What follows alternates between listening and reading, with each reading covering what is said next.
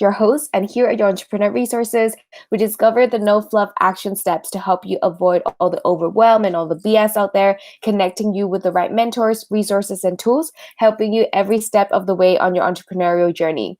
We go live here twice a week, interviewing different entrepreneurs and experts on all areas of business. So make sure to join our Facebook group and look out for the events inside your Entrepreneur Resources page. You can find all the links in the description box. Today, I have a very awesome guest with me. It is Kate Lyman. Thank you so much for joining us today. Thanks for having me, Venice. I'm very happy to be here. Yay. So Kate is a nutrition coach, founder of Kate Lyman Nutrition, wife, traveler, and outdoors lover. Kate helps committed clients to make a transformational change using a flexible nutrition approach and creating sustainable, healthy habits while using evidence-based methods. Super awesome. I love this.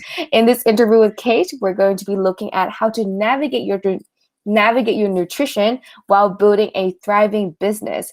I think this is so important, and we haven't talked about this at all on the show, so I'm super excited for this topic. But before we get started, would you mind sharing a little bit more about your business and your journey with us? Yeah, of course. So like you said, I am a nutrition coach, and I work with individuals in a one-on-one capacity, helping them kind of navigate the overwhelm that is the amount of nutrition information on the internet, the amount of misinformation specifically. I started this business, KLN, 6 years ago, which doesn't feel like that long. Sometimes it feels like a long time. I don't know, but I've been doing it for 6 years.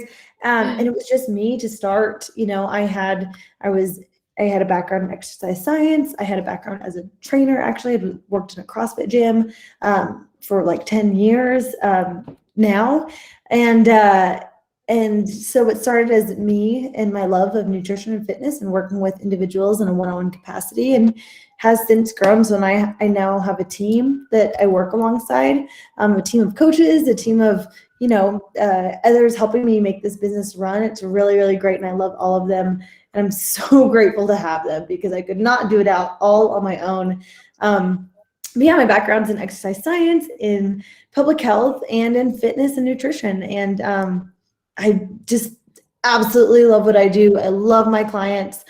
Even as I've grown and kind of morphed into more this owner and manager position, working with my team, I still work with my own clients, and I love it. And I will never give that part up because it is so fun, so fulfilling, so great, sometimes so challenging, but in the best way to me.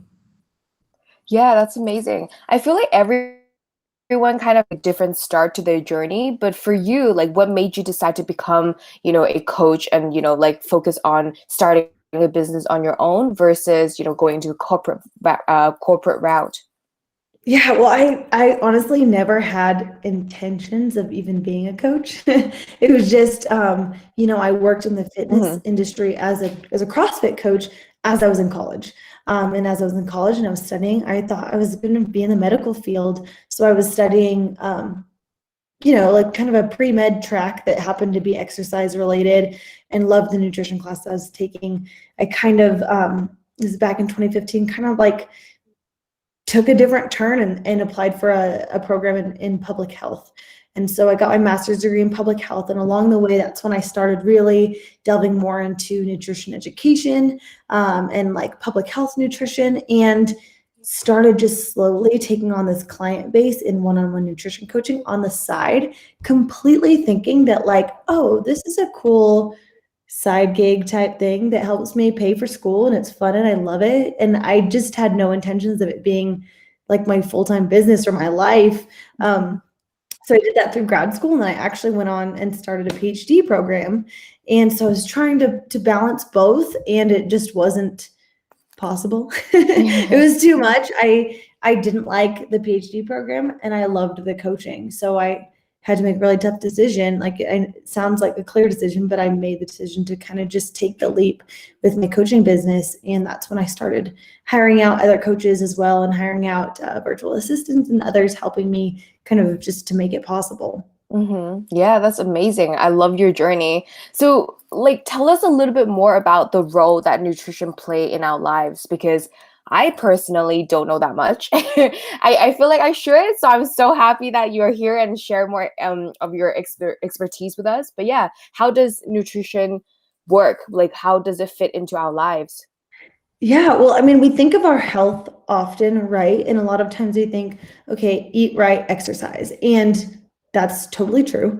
But there's so many different pieces of our health, right? And I work with a lot of clients who have specific fat loss goals, or maybe they're athletes and they have performance goals, but also a lot of people who have goals of just optimizing their health. And nutrition plays one of the biggest roles in optimizing our health in general. And especially if you are an entrepreneur building a business, this in this state of constant overwhelm. Like, I know the struggle is so real.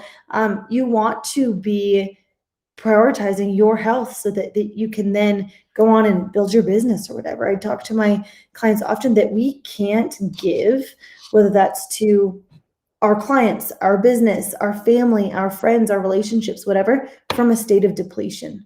So if we are depleted in our health and our energy and everything, we cannot give more. We can't function optimally. And our nutrition is one aspect that is so important in helping us function optimally. And that doesn't mean following a specific diet or having a list of foods you can and can't eat. It means fueling ourselves well and fueling ourselves flexibly so that we can create sustainable changes and sustainable habits. And I think that we often go into our nutrition thinking it's this all or nothing approach. Either I eat perfectly and clean or organic or whatever every day, or I'm like, screw it, it's a cheat meal, I'll eat whatever I want. But it's really finding that balance in the middle to where you're fueling yourself well, but also able to enjoy things like, a family dinner or a vacation or a birthday dinner or your kid's graduation, whatever that may be.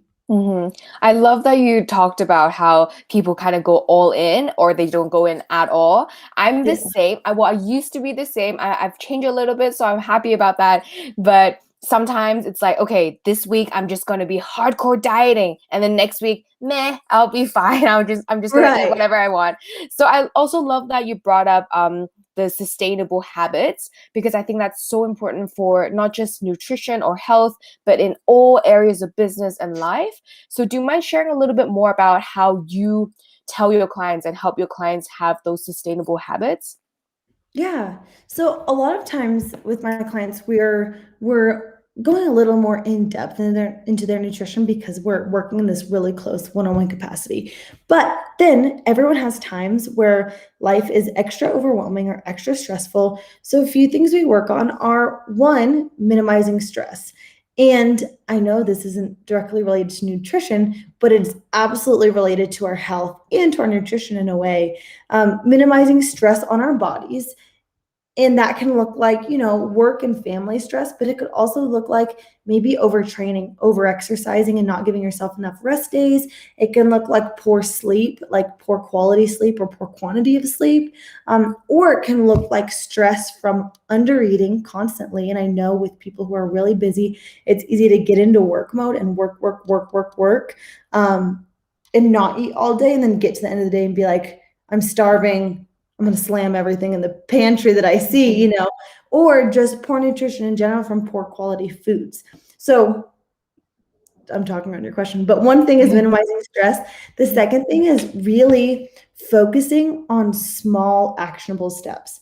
Again, it can't be that all or nothing approach because that's not sustainable at all. So what are small things you can do to improve your nutrition, and improve your health a little bit by a little consistently? So it's hard because people want like the magic pill for what is going to make them healthy or leaner or fitter immediately. But it just doesn't really work that way. So what I talk about often with clients is setting some non-negotiables. Like, no matter how stressful your day is, no matter if you're traveling and on the road or at home or stuck with a sick kid or having business calls all day, what are some non-negotiables that you will set for yourself that you will cling to on the easiest of days and the hardest of days? And as far as nutrition, that can look like something like Getting enough water. So setting a water target, like I'm going to drink 100 ounces of water a day. That's a non-negotiable. Probably wherever you are, it might be hard, but you can make that happen. When I eat a meal, I'm going to eat seated and as undistracted as possible rather than eating while scrolling through my phone or eating while trying to work. Like, even that's just 10 minutes away from your computer, trying to eat undistracted. When I have a meal, when I build a meal, I'm going to build it around a protein and a vegetable first, and then fill the rest of my plate with whatever I want. But I'm going to have a protein and a vegetable every meal. What are some others? Oh, when I snack, I'm going to put my food on a plate rather than like mindlessly eating from the bag hovering over the counter. Do you know what I mean?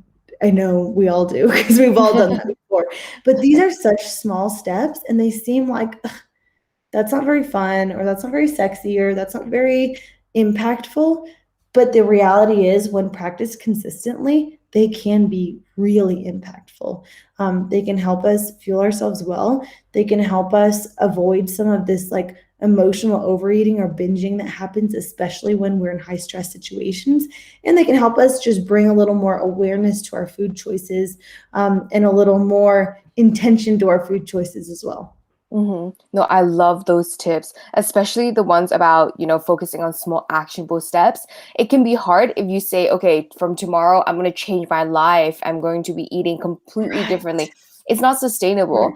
And it's interesting because I've been reading a lot of articles about, like healthy lifestyle. And a lot of the time, the issue is not your diet or, how much you exercise. It's how long you can keep up with it. Like, Right. there's no point of doing it for like a week and then forgetting it for, the next few weeks, and like, oh, I got my weight, like, I came back to the initial weight that I started with. But that's because you didn't continue on, and, Right. instead of jumping into the deep end, it's better to take smaller steps. So I love those tips. Exactly that. And I'm curious to see your take on this. But I know that nowadays meal planning is a huge topic and a lot of people talk about it. Is that something that you suggest entrepreneurs or like busy people do as well? So, I think it totally depends on the person. This is one hard thing about speaking about nutrition, is that it's so individualized in so many Mm, different ways. But if you're someone who thrives with a little more planning, meal planning can be really helpful.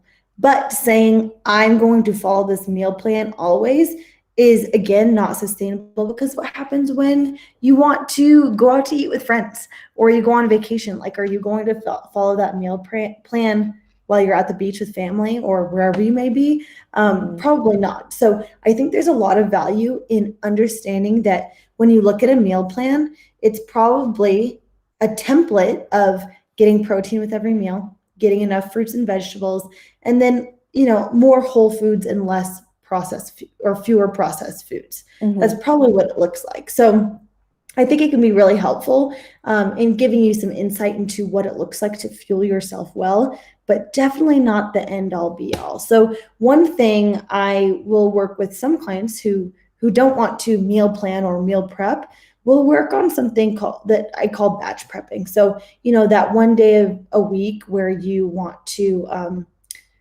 meal prep or prep some food or just kind of get a head start on the week, instead of like having nice little Tupperware meals of the same thing that you're going to eat every day.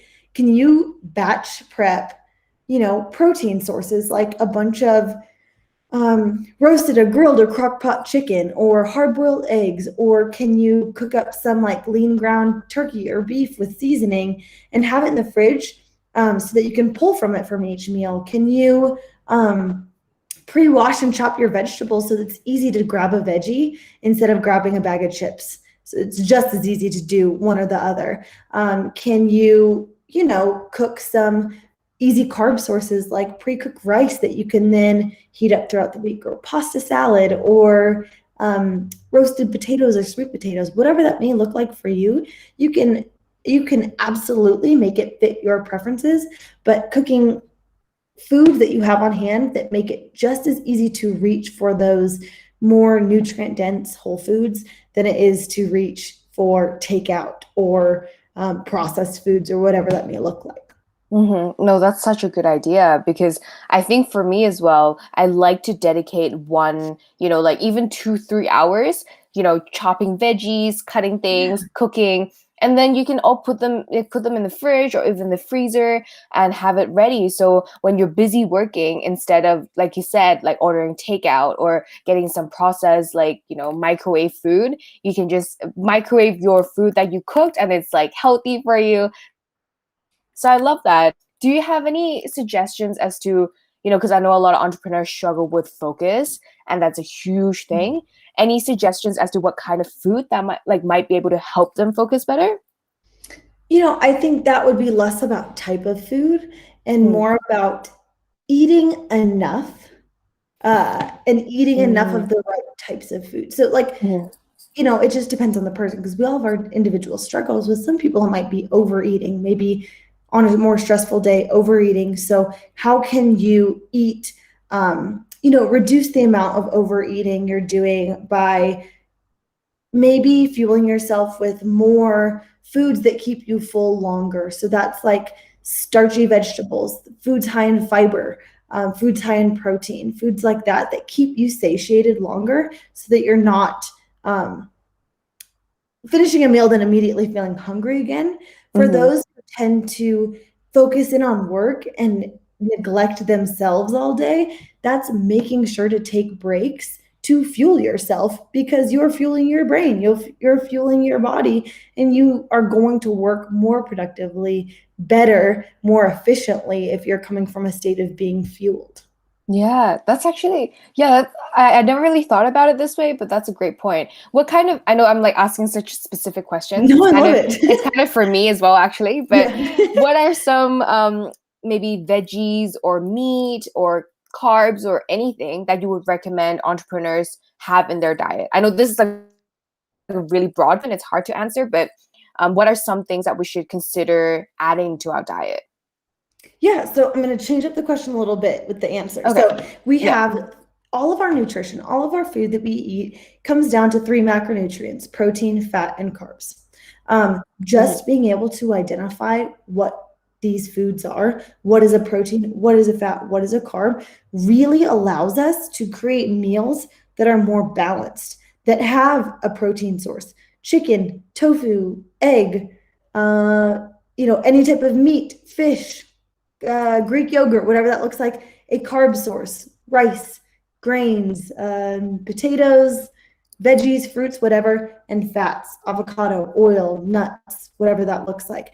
Just being aware can help us create these more balanced meals. And that in itself makes us healthier because it makes us more well rounded in our diet. It makes us more full, more well fueled. We're probably getting the right amount of micronutrients as well as macronutrients, micronutrients being vitamins and minerals. So Mhm. one thing is just bringing a little more awareness.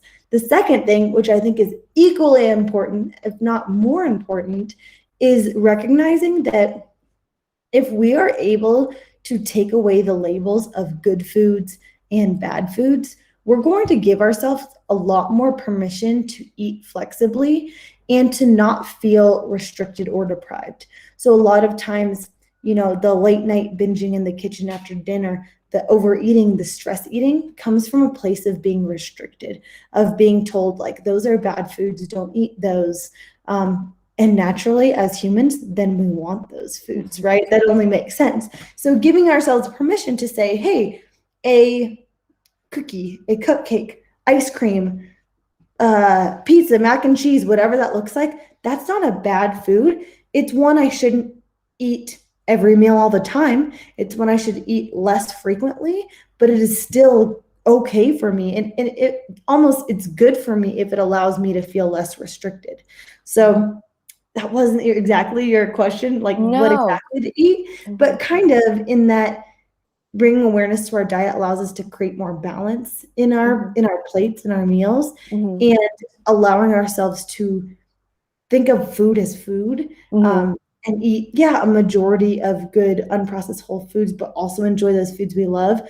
allows us to be less restricted and way more flexible and way more balanced in our nutrition. Yeah, no, I absolutely love that. So I know this is probably another question that I don't know if it really applies, or I'm curious to hear your take on it. But what do you think about taking nutrition supplements? So I don't think supplements are inherently bad.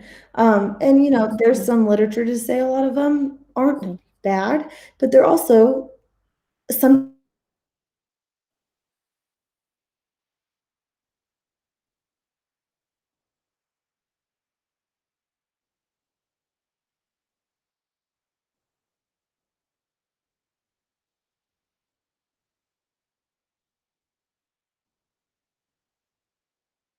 if needed, or if you feel like there's a gap in what you're getting. Um, as far as other supplements like fat burners or um, BCAAs or other things like that, they're less regulated, they're less evidence based, Mm, and fat burners specifically are usually just like caffeine, appetite suppressant, things like that. I would stick to getting the most nutrition as possible from your food, and then supplementing where needed, but knowing that you probably don't need it. It comes down to like what specific supplements you're talking about, but they're probably not necessary. And I share this often with clients, but if we have like this pyramid that's a hierarchy of importance, mhm, we're talking about like calories, macronutrients, meal timing, all of these things down here, and the very tippy top. The least important thing we can focus on ever is supplements. mm, So that should mhm. be the very last thing we think about. Yeah. Okay. Interesting. I love that. And so if entrepreneurs that's listening right now, they're like, okay, I love these tips. I need to pay more attention to my health and my nutrition intake. What's that one thing you would suggest them to do today or right away to help them, become healthier and, like focus on the get on the right path? Yeah. I would say set some non-negotiables for yourself. We already talked about those. Mhm, Maybe two or three, maybe two, even mhm, just to start. You can add in a third later.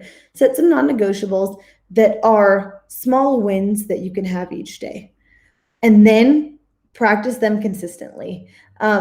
Know that you're going to move forward with imperfect action, and some days you're not going to meet that non-negotiable, and that's okay. Start again the next day.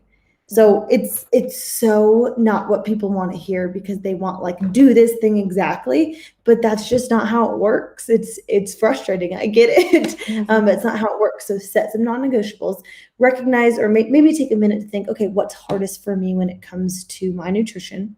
What are two things I can do to make that a little better and start practicing those? And people who are kind of just starting to pay more attention to their nutrition or feeling like they're really struggling will find that just those two things done consistently makes such a huge difference. And then, once you've mastered those two things and they've become habits that you have, add in another. Yeah, I feel like we should all kind of understand that we're not perfectionists. Like we shouldn't aim to be perfect. And taking Right. small but actionable steps are so important. So I love all the little nuggets that you've shared through this interview.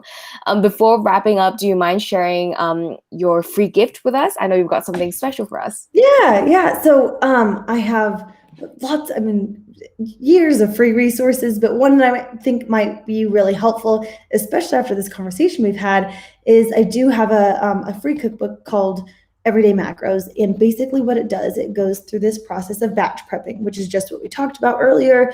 And it takes you through a grocery list, a meal plan for the week, and step by step how you could batch prep enough food to last you a full week of meals. Not eating the same thing every day, but making different combinations from these foods you batch prepped. And it can really simplify things.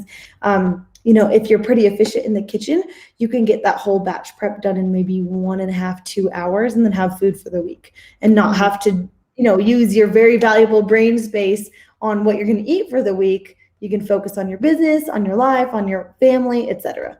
Yeah, I love that. Thank you so much. I'll make sure to put it in the description box down below for anyone that's interested in checking it out. And before I let you go, do you mind sharing where people can connect with you online? Yeah, of course. I am mostly on Instagram at KL Nutrition. And then you can also find me on my website, katelymannutrition.com. And that's where you can go and find all those good free resources under the resources tab. Perfect. Thank you so much for being on your Entrepreneur Resources show. For those of you that have walked away with a lot of notes, you can also check out our show notes to make sure that you don't miss anything, and make sure to check out the description box for all the links to connect. We have our live interviews with experts here twice a week, so make sure to stay tuned and join our community. Thank you so much for being here. Thank you everyone for tuning in. I'll chat with you very soon and have a great rest of your day.